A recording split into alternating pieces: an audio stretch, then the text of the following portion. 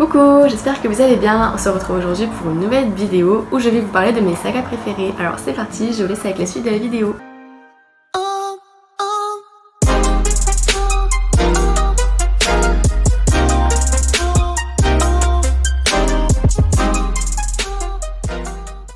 Donc tout d'abord, je voulais vous parler de la saga Hunger Games de Suzanne Collins. Donc déjà l'histoire se passe dans un futur sombre, donc dans les ruines des États-Unis, donc où ils font un jeu de télé-réalité où toutes les personnes sont obligées de regarder l'émission en direct. Et en gros, il y a des tirages au sort chaque année. Donc, en fait, à partir d'un certain âge, les individus doivent marquer leur prénom sur quelque part. Et leur prénom est tiré au sort. Et donc, il y a toujours 24 candidats choisis en tout. Donc, 12 femmes et 12 hommes. Voilà, enfin, adolescents, hommes. Enfin, c'est à n'importe quel âge en fait.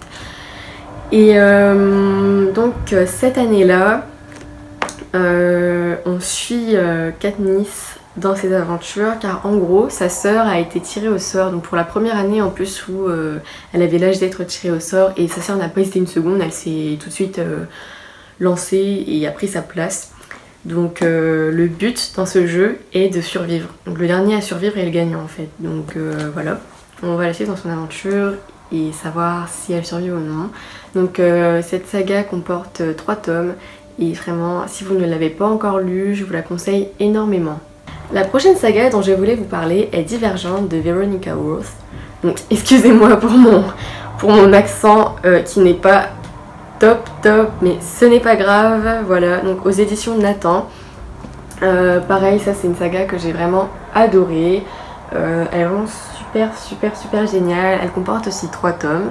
Donc dans cette saga, on suit Triss qui vit dans un monde post-apocalyptique et la société elle est divisée en 5 factions. Et en gros, dès que les individus ont 16 ans, ils doivent choisir leur appartenance, donc savoir dans quelle faction ils vont être. Et en gros, ils passent des tests pour cela, sauf que Triss, la personnage principale, est divergente. Donc soit être divergente peut la sauver, soit ça peut la tuer. Donc voilà, on la suit pareil dans ses aventures, savoir si être divergente va la tuer ou non. Et cette saga est super, je vous la conseille aussi énormément si vous ne l'avez pas encore lu. Par contre, très clairement, le tome 3, je l'ai trouvé de trop. Parce que vraiment, les 2 premiers tomes, j'ai adoré, mais le tome 3, je sais pas, c'est un peu parti en cacahuète. Donc, je suis restée mitigée sur ce tome-là. Mais pareil, il faut que j'en fasse une relecture et j'ai beaucoup trop hâte. Mais comme je vous le disais, pour le tome 3, je ne pense pas le relire, je ne sais pas. La prochaine saga dont je voulais vous parler, je ne l'ai pas sur moi, mais elle s'appelle La Sélection de Caracas aux éditions Pocket Jeunesse. Elle comporte 5 tomes et cette saga est aussi super géniale. C'est d'ailleurs cette saga qui m'a fait aimer la lecture. Je l'adore vraiment.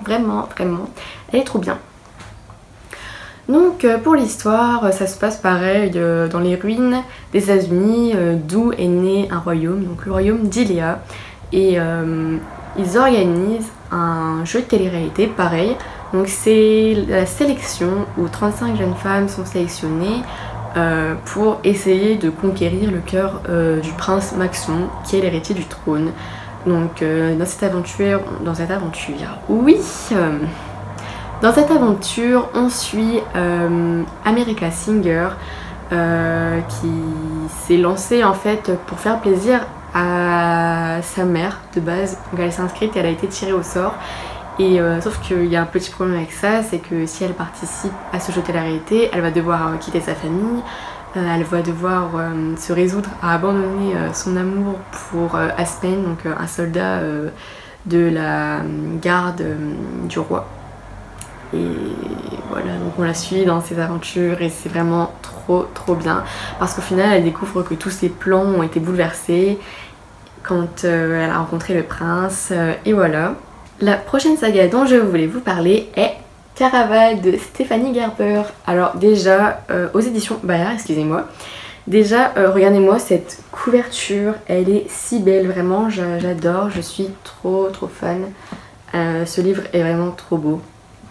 Donc il comporte 3 tomes, donc il y en a déjà 2 qui sont sortis en français et le 3 va sortir bientôt, je l'espère, une fois qu'il aura été traduit. J'ai vraiment trop hâte. Je n'ai lu que le tome 1 par contre. Le tome 2, j'attends encore pour le lire parce que je dois le faire en lecture commune avec des amis. Donc voilà. Alors sinon, pour l'histoire, on suit 2 personnages, donc Scarlett et sa sœur Donatella.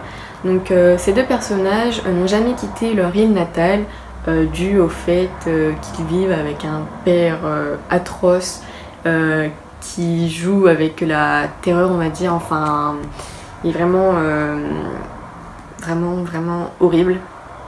Et donc Scarlett a toujours rêvé depuis son plus jeune âge d'assister à un des jeux du maître légende, donc maître de Caraval. Et cette fois-ci, enfin cette année-là, le jeu a lieu sur l'île des songes, donc elle va avoir l'occasion de s'y rendre compte, Donc elle va avoir l'occasion de s'y rendre avec sa sœur Donatella. Sauf que à l'arrivée sur l'île des songes, sa sœur se fait kidnapper par le maître du jeu. Et si Scarlett ne la retrouve pas avant la 5e nuit du jeu, sa sœur mourra. Donc on la suit dans ce périple. La prochaine saga dont je voulais vous parler est Lux de Jennifer L. Armentrout aux éditions J'ai lu, qui comporte 5 tomes. Après il y a des tomes entre les deux pour plus spécialisés sur certains moments, mais je ne les ai pas lus. Et je ne compte pas les lire, voilà. Mais cette saga est juste géniale, je l'aime trop. Au début je voulais pas la lire, enfin plein de gens me l'avaient conseillé, mais je voulais vraiment pas la lire parce que je me suis dit bon, ça me fait penser à Twilight, j'avais pas aimé, ça va faire un peu gnangnan, j'aime pas trop, mais au final j'ai adoré. Pour ce qui est du résumé, on suit Cathy qui déménage avec sa mère en Virginie occidentale dans un coin un peu paumé. Et en gros, comme c'est un coin paumé, elle ne s'attendait pas du tout à avoir des voisins de son âge. Et au final, c'est le cas. Donc Damon Black et sa sœur. Et sauf que elle va très vite se rendre compte que Damon est très arrogant, très désobligeant. Mais elle est tout de même attirée par lui, on va dire. Et sauf qu'elle se rend compte aussi d'une chose, c'est que tous les habitants de Virginie occidentale fuient la famille Black et du coup elle cherche à comprendre pourquoi et à résoudre ce mystère, on va dire. Et sauf qu'elle découvre des choses extraordinaires sur cette famille et elle est censée ne pas s'approcher de cette famille elle aussi, mais c'est plus fort qu'elle, donc voilà, on la suit pareil dans ses aventures. Et vraiment cette saga, mais si vous ne l'avez pas lu, mais foncez juste, il est trop bien, on s'ennuie jamais, c'est trop bien. Bon, j'ai lu que le tome 1, mais en fait à chaque fois je repousse la lecture du tome 2 parce que très clairement quand j'ai lu le tome 1, j'ai eu tellement de mal à me remettre dans une autre lecture. Enfin à chaque fois que je lisais un autre livre je me disais mais Lux c'est trop bien, mais à la fois j'ai pas envie de finir vite cette saga, vous voyez, donc à chaque fois je repousse la lecture du tome 2, mais c'est sûr que je vais la lire d'ici cet été. Et enfin, la dernière saga dont je voulais vous parler est Illuminae d'Amy Kaufman et de Jay Kristoff aux éditions Casterman. Alors ce livre, c'est une énorme pépite. Ne soyez pas effrayés par la taille de ce pavé, non, ne soyez pas effrayés. Il est vraiment super génial. Vraiment, je n'ai pas les mots. Il y a 3 tomes qui sont sortis pour l'instant, mais apparemment un autre tome est annoncé. Enfin, je ne sais pas vraiment s'il fait partie de cette saga-là ou pas, donc je ne vais pas dire de bêtises. Donc pour l'instant, il y a 3 tomes de sortie et ça, je n'ai lu que le premier encore parce que pareil pour le tome 2, je dois le faire en lecture commune. Mais j'ai vraiment adoré. Donc en fait, cette histoire se passe en 2575, il me semble, oui. Et donc on suit Cathy et Ezra, 2 personnages qui étaient en couple.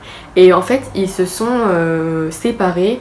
Sauf que peu après leur rupture, leur planète a été attaquée par une entreprise interstellaire, donc Bytech.